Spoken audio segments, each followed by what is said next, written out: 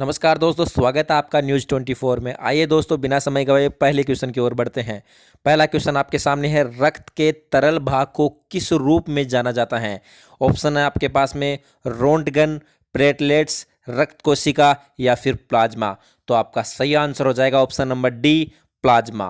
आइए बात करते हैं नेक्स्ट क्वेश्चन की। मस्तिष्क एक हड्डी के मामले में संलग्न है, इसे कहा जाता है। ऑप्शन है आपके पास में डायफ्राम, रीढ़, कपाल, कशेरुकौ।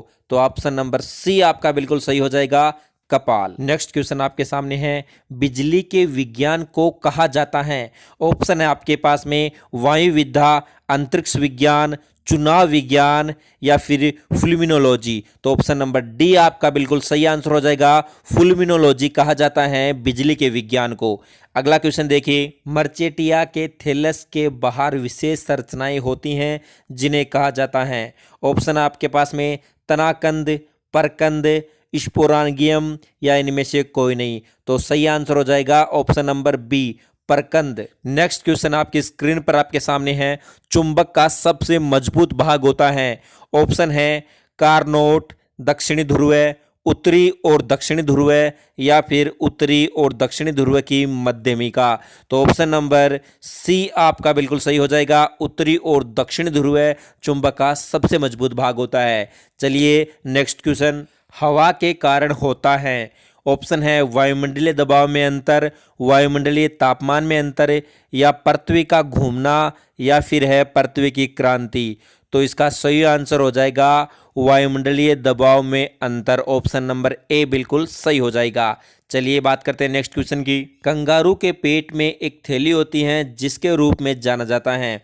ऑप्शन है घूस या फिर गुटूरल पाउच या फिर धानी या फिर ये सभी। तो ऑप्शन नंबर सी आपका बिल्कुल सही हो जाएगा, धानी कहा जाता है। अगला क्वेश्चन है, रात में पौधे ग्रहण करते हैं और छोड़ते हैं। क्या ऑक्सीजन ग्रहण करके कार्बन डाइऑक्साइड छोड़ते हैं या फिर कार्बन डाइऑक्साइड ग्रहण करके ऑक्सीजन छोड़ते हैं या फिर ऑक्सीजन ग्रहण करके कार्बन मोनोऑक्साइड छोड़ते हैं या फिर कार्बन मोनोऑक्साइड ग्रहण करके ऑक्सीजन छोड़ते हैं?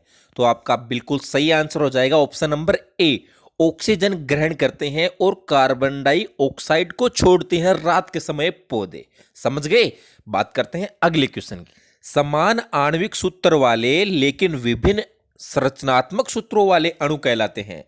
सकारात्मक, आइसोटोप, परमाणु क्रमांक या फिर जनंक। तो आपका सही आंसर हो जाएगा परमाणु क्रमांक। ऑप्शन नंबर सी बिल्कुल सही हो जाएगा। देखिए अगला क्वेश्चन, निम्न में से कौन ध्वनि के लिए सही है?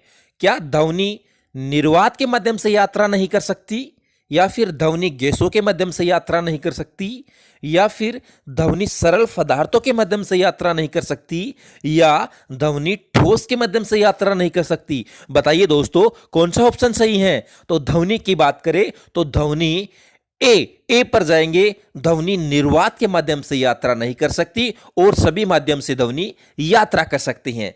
चलिए अगला क्वेश्चन देखिए, सामान्य तौर पर धूमकेतु की कक्षाएं होती हैं तो किस तरीके की होती है? ऑप्शन देखिए, दीर्घवृत्ताकार, अत्यधिक अंडाकार, परिपत्र या फिर अणुवर्त आकार का। तो ऑप्शन नंबर बी बिल्कुल सही आंसर हो जाएगा, अत्यधिक अंडाकार होती है धूमकेतु की कक्षाएं। नेक्स्ट क्वेश्चन आपकी आंखों के सामने है, कौन सा अधात्विक तत्व कमरे के तापमान पर तरल होता है? बहुत इजी क्वेश्चन है, सबको आता होगा। ऑप्शन देखिए, ब्रोमीन एक अधातु तत्व है, क्लोरीन या फिर फास्फोरस। तो सही आंसर हो जाएगा ऑप्शन नंबर ए, ब्रोमीन। चलिए नेक्स्ट क्वेश्चन, पानी का घनत्व है तो पानी का घनत्व कितना होता है? ऑप्शन देखिए, 1 ग्राम प्रति सेंटीमीटर या फिर 1.5 ग्राम प्रति सेंटीमीटर या 2 ग्राम प्रति सेंटीमीटर क्यूब या फिर इनमें से कोई नहीं। तो ऑप्शन नंबर ए बिल्कुल सही हो जाएगा, 1 ग्राम प्रति सेंटीमीटर पानी का घनत्व होता है। चलिए अगला क्वेश्चन, पृथ्वी और वायुमंडल के जल सहित पृथ्वी की पपड़ी पर का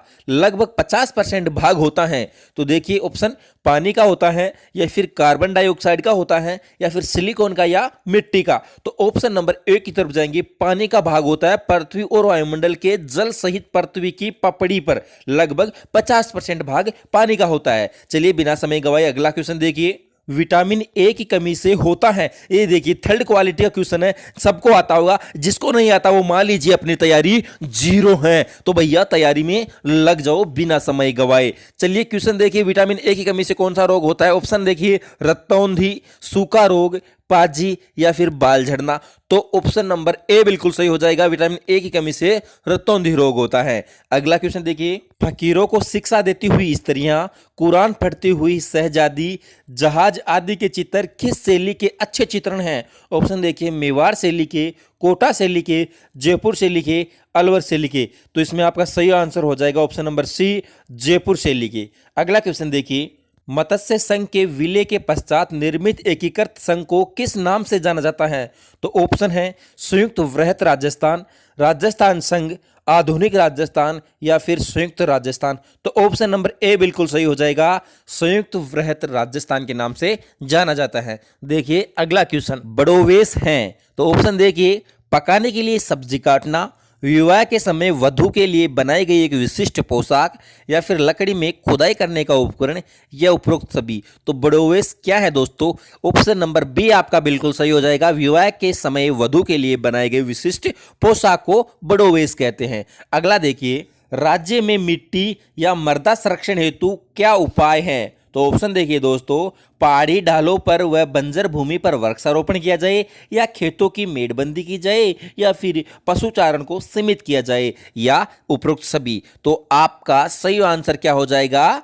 मिट्टी या मृदा संरक्षण के लिए। तो ऑप्शन नंबर डी बिल्कुल सही हो जाएगा, ये सभी उपाय मृदा संरक्षण के लिए उच्चतम उपाय है। अगला क्वेश्चन देखिए, संत रजब जी द्वारा रचित वाणी तथा सर्वज्ञ ग्रंथों की भाषा कौन सी है? तो ऑप्शन देखिए, डिंगल, या राजस्थानी मिश्रित ब्रजभाषा, या सदुगड़ी भाषा, या डिंगल मिश्रित गुजराती भाषा।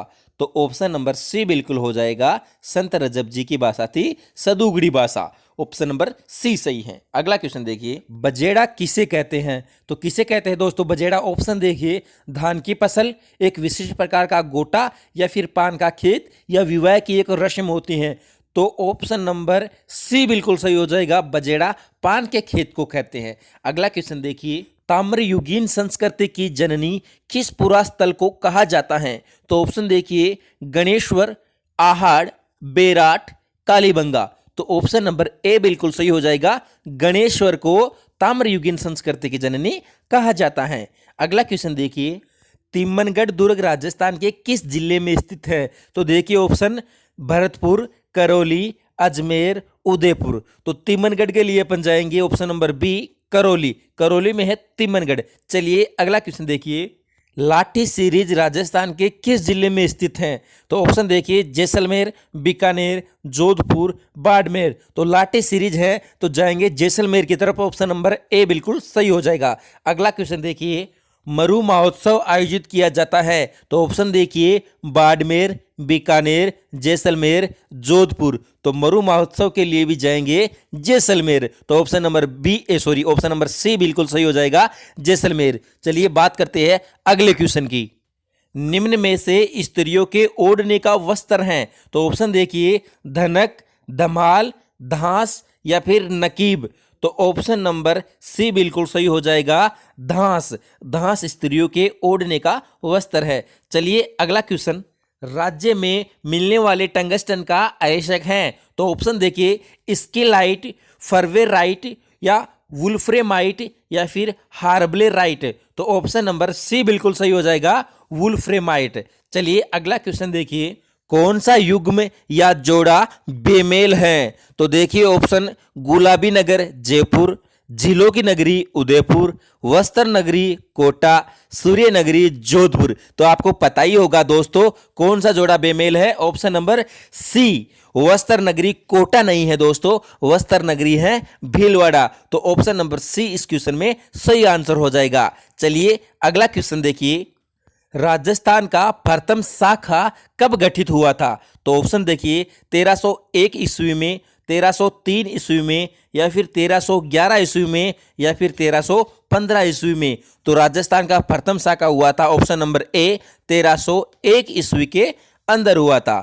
चलिए अगला क्वेश्चन देखिए, 12 में डोल मेला भरता है। तो ऑप्शन देखिए, भाद्रपद शुक्ल एकादशी को, चैत्र शुक्ल एकादशी को, माघ माह में, या इनमें से कोई नहीं। तो दोस्तों ये क्वेश्चन आपके लिए है। इस क्वेश्चन का सही आंसर कमेंट बॉक्स में आप जरूर देना दोस्तों।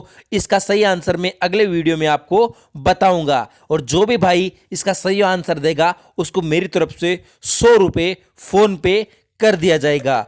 दोस्तों ऐसे ही एलडीसी की लगातार तैयारी करने के लिए चैनल को सब्सक्राइब जरूर करें, क्योंकि यहां पर बिना समय गवाए मुद्दे की बात होती है, और सुबह और शाम आपको 2 वीडियो या इससे अधिक वीडियो आपको हर सब्जेक्ट के मिलते रहेंगे। तो चैनल को अभी और इसी वक्त सब्सक्राइब जरूर करें।